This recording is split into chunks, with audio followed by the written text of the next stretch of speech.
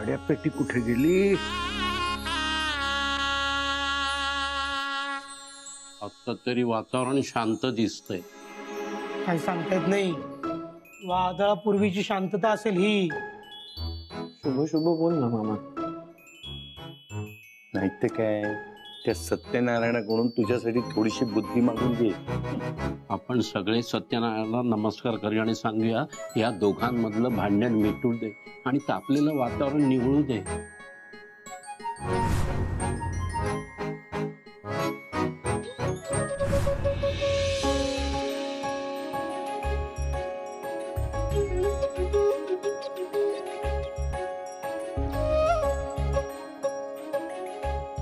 तूच म्हणाला होतास ना?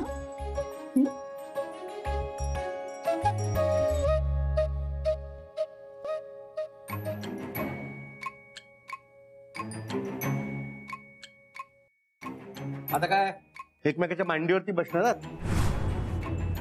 तुमचं झालं असेल तर सुरुवात करू आपण. हो, पूजेचा सुद्धा असा ठरलेला मुहूर्त असेल ना? म्हणजे याच वेळी पूजा सुरू करायची असा काहीतरी नियम असेल ना? नाही, त्या पूजेचा काही नियम नाहीये, पण काय आहे की पूजा उरकून आम्हाला कामावर जायचंय आणि त्याची एक वेळ ठरलेली असते, हो की नाही? काम असतात आम्हाला. मला सुद्धा काम असतं, पण मी असं ऐकून नाही दाखवत. दादा, तू ऐकव ना सत्यनारायणाची कथा. बोला सत्यनारायण महाराज की जय. बरा आचमन करायचं 3दा. ओम केशवाय नमः, ओम नारायणाय नमः, ओम माधवाय नमः.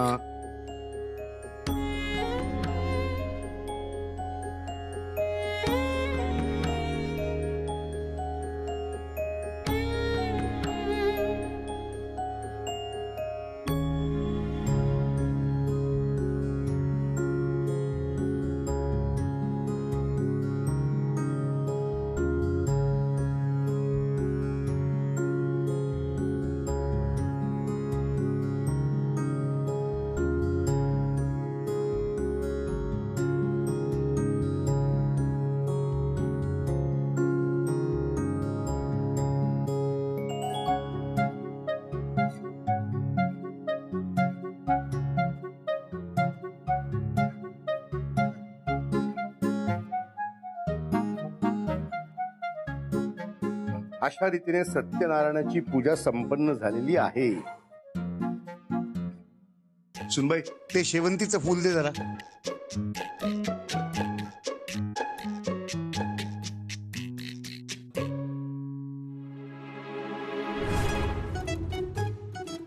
तुम्हाला काय फक्त चाफ्याचं फूल आणि रातराणीचं फूल ओळखता येतं का? हो ना, माझ्यासाठी आयुष्यात तेवढी 2 फुलं महत्वाची आहेत. हो, एक माझं फेवरेट आहे आणि एक आधीचं. पण घरात इतरही माणसं राहतात किंवा त्यांच्याही आवडीनिवडी समजून घेण्याचा प्रयत्न करतात. मी घेतेच समजून. हो, मग मलाही चाफ्याचं फूल आवडतं हे मगाशी म्हणाली नाहीस? अगं सई, ते पांढऱ्या रंगाचं फुल दे.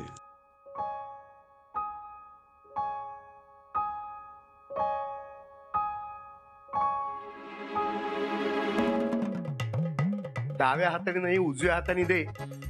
का? का म्हणजे अशुभ असतं डाव्या हाताने देणं. अरे काही, डावा म्हणजे वाईट आणि उजवं म्हणजे चांगलं हे कोणी ठरवलं? शास्त्र असतं, वेदात ग्रंथात तसं लिहिलेलं आहे. पण ब्रह्मींच्या घरात लहान मोठं, गरीब श्रीमंत यात काही फरक मानत नाहीत ना? मग डाव्या उजव्यात फरक कशाला? तू ठेव खाली, मी माझ्या हाताने घेतो.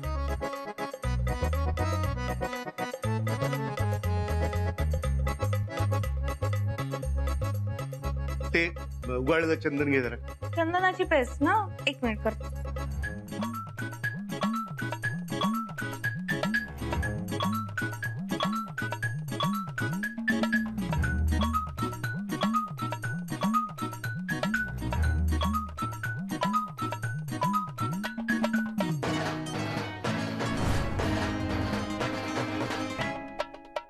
हे नाही ग, उगाळलेलं चंदन.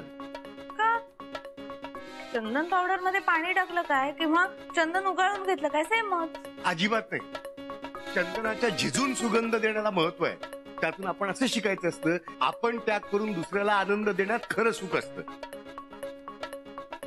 हा असा बाजारातून आणलेला रेडीमेड आनंद कायम टिकत नाही. आणि इकडे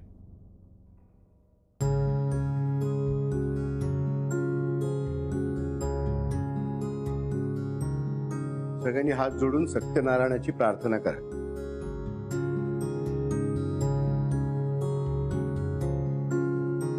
काही चुकलं माकलं असेल तर माफ कर रे बाबा, पोटात घे.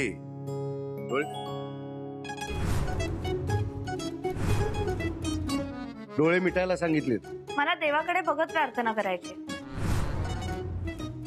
आधी प्रार्थना करा, नंतर काय बघायचं ते बघा. हं? का? का म्हणजे डोळे मिटल्याशिवाय मन एकाग्र होत नाही. समजलं तुला? डोळे मिट. ठीक आहे. मग उद्यापासून घरातली सगळी कामं म्हणजे केरफरशी पासून तर अगदी स्वयंपाकापर्यंत सगळी कामं मी डोळे मिटून करते. चालेल?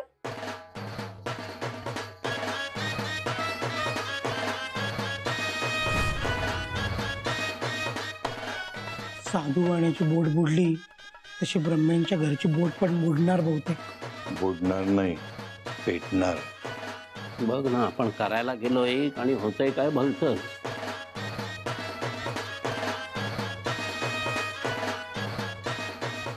चला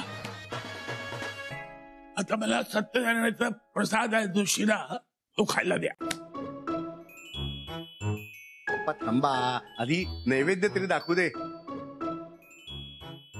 सई, शिरा घेऊन ये. कुठे ठेवलाय? ते मला कसं माहिती असतं? अरे तुम्हीच केलात ना, मग तुम्हालाच माहिती नाही ठीक आहे, मी नाही बनवलेला शिरा, तूच बनवलाय. का? या घरातले शिरा एक्सपर्ट तुम्ही आहात ना. हो, पण म्हटलं पहिला सत्यनारायण आहे तुझा, तेव्हा शिरा बनवायचा मान तुलाच द्यावा यावेळी. पण मी तुम्हाला खूप मान देते आणि तुम्ही चिडू नयेत म्हणून हा मान मी तुम्हालाच देते. तू बडबड करून लबाडी करू नकोस, मला आवडत नाही ते. हा, माझ्यावर उगाचच आरोप केलेले मला पण आवडत नाही. बघत काय बसला इकडे, लगेच उठाण कामाला लागा. मला शिरा हवा आहे. जर उशीर केला ना तर सोटा पाहिलाय ना, आणीन सोट्याने.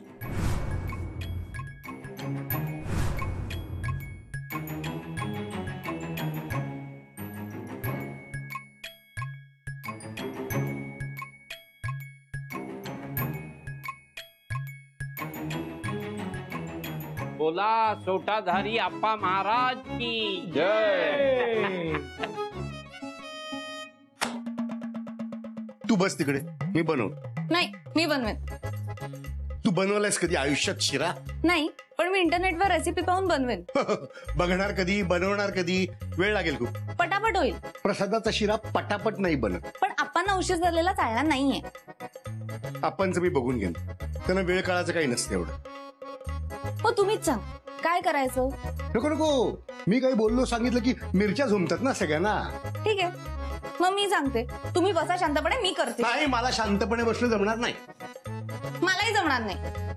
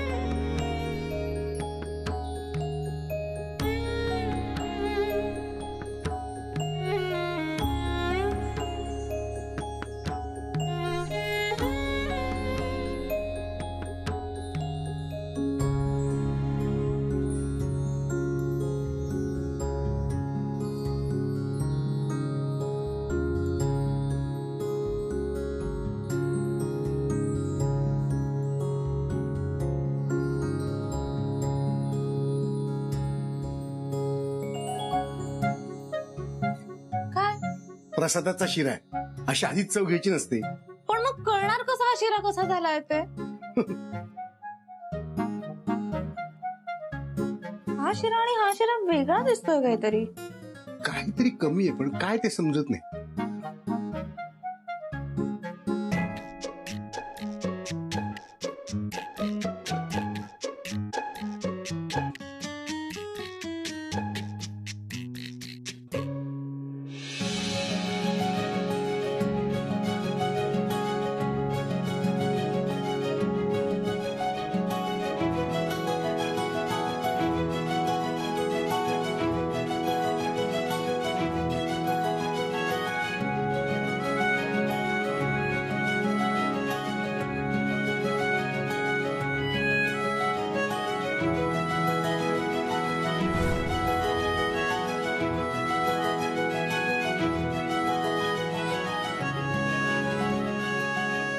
आता मस्त आलाय.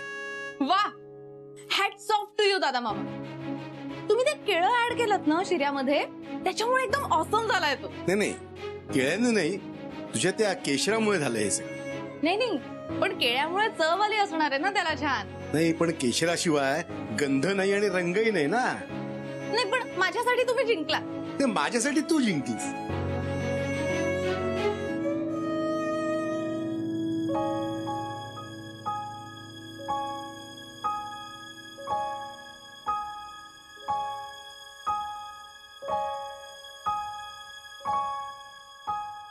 दादा मामा, एखाद्या रेसिपीमध्ये किती वेगवेगळे पदार्थ असतात ना, पण ते वेगवेगळे पदार्थ जेव्हा एकत्र येतात तेव्हा त्या रेसिपीला चव येते. आपलं पण तसंच आहे. आपण सगळे एकत्र होत ना, म्हणून आयुष्यात इतक्या आनंदात आणि मज्जेत होत. बरोबर आहे, मला अगदी मनापासून मान्य आहे. पण काय आहे ना सईबाई, प्रत्येक पाककृतीचं ना काही प्रमाण ठरलेलं असतं. म्हणजे त्याच्यामध्ये किती वस्तू घालायच्या, कधी घालायच्या, त्या किती शिजवायच्या, कशा शिजवायच्या, ह्याचे काही अनुभवातून आलेले ठोकताळे आणि नियम असतात. आणि ते नियम जर का मोडले ना, तर मग काय पदार्थ फक्त एकत्र येतात आणि त्याचा काला बनतो, शिरा नाही बनत. तेव्हा तात्पर्य काय की नियमांना आणि शिस्तीला पर्याय नाही. काय समजलं? तुम्ही तुमचा हट्ट सोडणार नाही ना? तू तरी तुझ्या मुद्द्यावरून कुठे मागे हटतेस? मग दादा मामा कसं होणार आपलं? होईल होईल, या शिऱ्यासारखंच गोड होईल. आणि जरी अगदी गणलं ना तरी शिरा नाही तरी उपीट तरी होईल. काय माहितीये कसंही, अगं ह्या घराला ना माझ्या कडक शिस्तीची आणि तुझ्या अल्लड वेडेपणाची अशी दोन्हीची गरज आहे. तेव्हा मी आता माझा हट्टीपणा, माझा हेकटपणा थोडा कमी करायला घेतो. मग मी पण माझा आगाऊपणा थोडा कमी करायला घेते.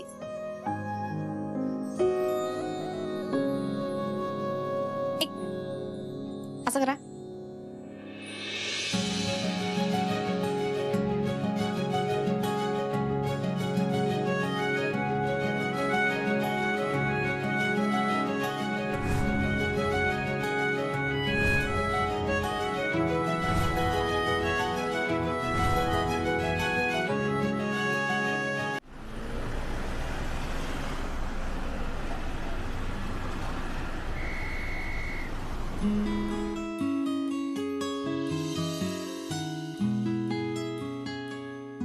सई, माझ्यासाठी 2 डबे भर ग. एक मला खायला आणि एक ऑफिस मध्ये वाटायला. हो दादा मामा. 2 डबे मला पण भर. हा, मला 2 क्लायंटना गटवायचंय, गोड बोलून आणि गोड खायला घालून. हो बाई मामा, देते. अगं माझ्यासाठी पण 2 शिऱ्याचे डबे भर. येस बंधू मामा, भरते. ते तर गुल्लू आणि बिल्लू फाडून खातील मला. सई माझ्यासाठी पण 2 ना. एक स्वानंद ब्रह्मेसाठी आणि एक पिंट्या ब्रह्मेसाठी. देते पिंडा मामा, देते. टोटल 8 डबे. हा, पण आदित्य राहिला. आदित्यला किती डबे हवेत? आदित्यला मुळात शिराच नकोय. त्याला फक्त त्याची बायको हवी तोंड गोड करायला. पण बायको या डब्यात मावणार नाही ना. पण मिठीत तर मावेल. बघू. अगं तू जा चोरी मला डबे भरायला जा.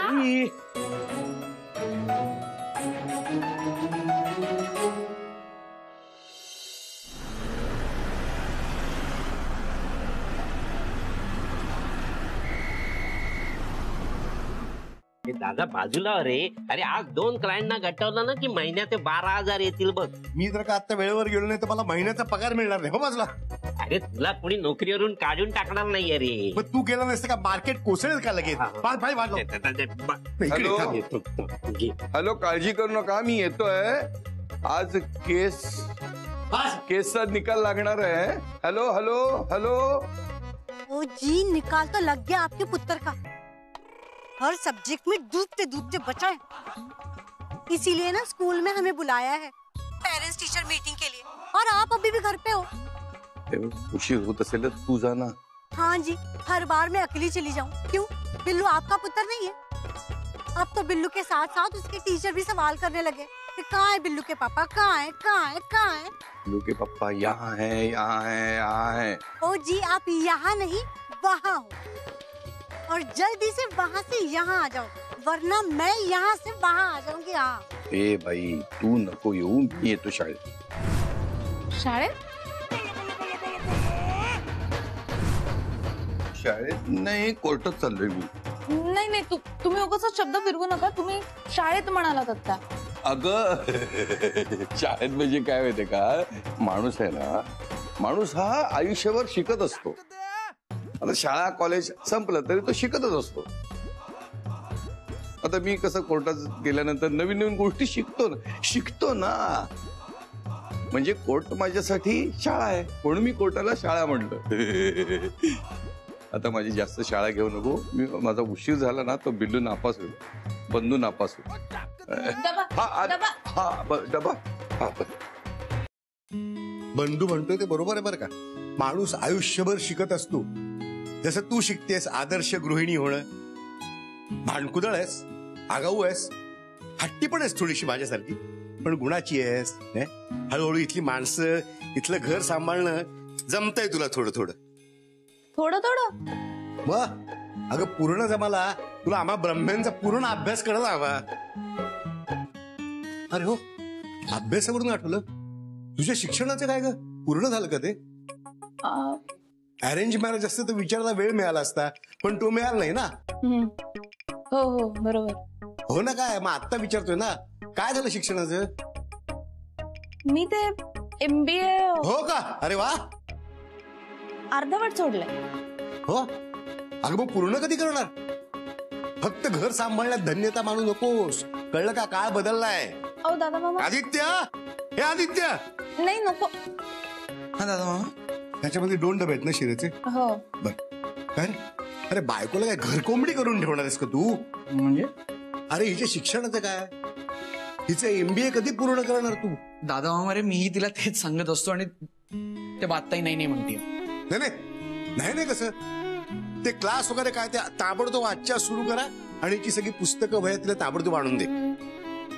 मामा रे, आज नाही जमणार. आज फॅक्टरीला चाललोय ना, तिथल्या कामगारांना भेटून त्यांचे नेमके प्रश्न काय आहेत, प्रॉब्लेम्स काय, त्याचा रिपोर्ट बनवायचा आहे. बरोबर.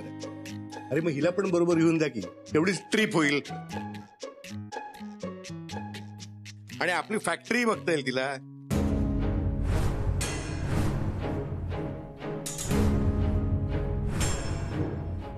आपली फॅक्टरी? अगं आपली म्हणजे नेहमी आपलं म्हणायची सवय ना, म्हणून आपली म्हटलं मी. पण काय, नवरा बायको मध्ये काय आहे ते सगळं एकमेकाला माहिती पाहिजे. नवरा कुठे काम करतो, काय काम करतो, हे बायकोला माहिती नको? पारदर्शकता हवी दोघांमध्ये, काही लपवाछपवी नको. हा, चला निघतो मी, तू पण आवर रे.